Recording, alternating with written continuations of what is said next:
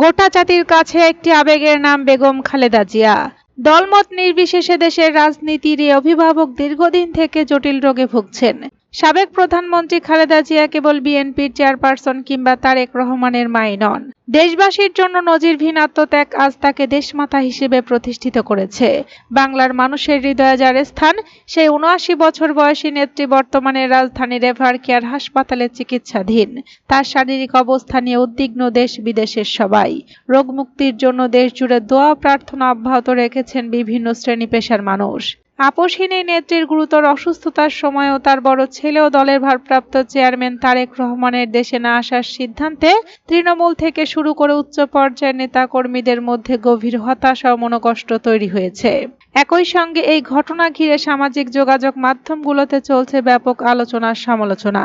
এরই মধ্যে বেগম খালেদা জিয়ার জন্য দেশবাসীর মাধ্যমে মহান আল্লাহর দরবারে দোয়া চেয়েছে বিএনপি।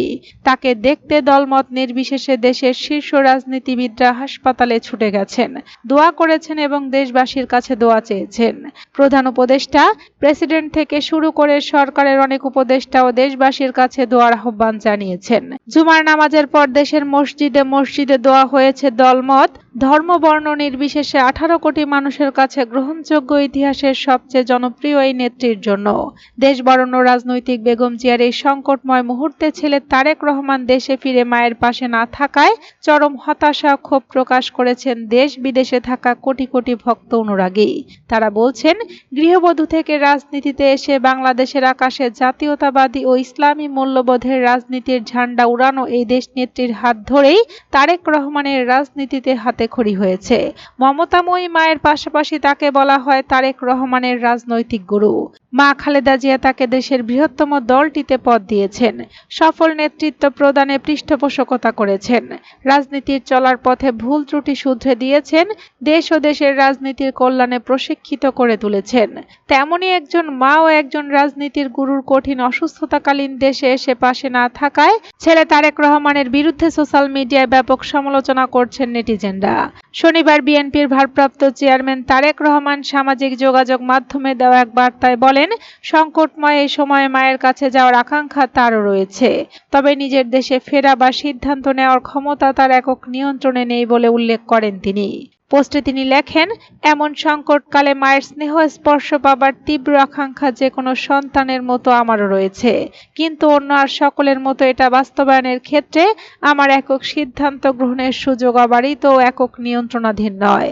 স্পর্শকাতর এই বিষয়টি বিস্তারিত বর্ণনার অবকাশও সীমিত। রাজনৈতিক বাস্তবতার এই পরিস্থিতি প্রত্যাশিত পর্যায়ে উপনীত হওয়া মাত্র স্বদেশ প্রত্যাবর্তনে আমরা সুদীর্ঘ উদ্বিগ্ন প্রতীক্ষার অবসান ঘটবে বলেই আমাদের পরিবার আশাবাদী। বিএনপির দলীয় সূত্র বিভিন্ন নেতাকর্মীর সঙ্গে কথা বলে জানা যায়, জীবন মৃত্যুর সন্ধিক্ষণে থাকা মায়ের পাশে ছেলের অনুপস্থিতি দলের ত্যাগী ও সাধারণ কর্মীদের মনে রক্তক্ষরণের জন্ম দিয়েছে। অনেকে মনে করছেন, রাজনৈতিক ঝুঁকি বা আইনি জটিলতা যাই থাকুক না কেন, এই সময় তার দেশে আসা উচিত ছিল।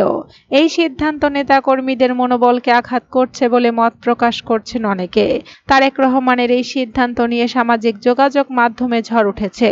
সমালোচকরা বলছেন, একজন মায়ের গুরুতর অসুস্থতায় যদি ছেলে পাশে না দাঁড়াতে পারেন, তবে তিনি কিভাবে দলের নেতৃত্ব দেবেন? তার এই অনুপস্থিতি রাজনৈতিক অঙ্গনে ভুল বার্তা দিচ্ছে। নেতাকর্মীদের এই হতাশার প্রভাব দলের সাংগঠনিক কার্যক্রমেও পড়তে পারে বলে আশঙ্কা করছেন অনেকে। দলের দুঃসময়ে নেতাকর্মীরা তারেক রহমানের কাছ থেকে শক্তিশালী নেতৃত্ব ও দিক নির্দেশনা আশা করেছিলেন। তার অনুপস্থিতি সে প্রত্যাশাকে অনেকাংশে পূরণ করতে পারেনি। বিশেষজ্ঞরা মনে করছেন, এই পরিস্থিতিতে তারেক রহমানকে দ্রুতই নেতাকর্মীদের উদ্দেশ্যে একটি সুস্পষ্ট বার্তা দেওয়া প্রয়োজন, যেখানে তিনি তার সিদ্ধান্তের যৌক্তিকতা ব্যাখ্যা করবেন এবং মায়ের প্রতি তার আবেগ ও দলের প্রতি তার অঙ্গীকার পূর্ণ ব্যক্ত করবেন।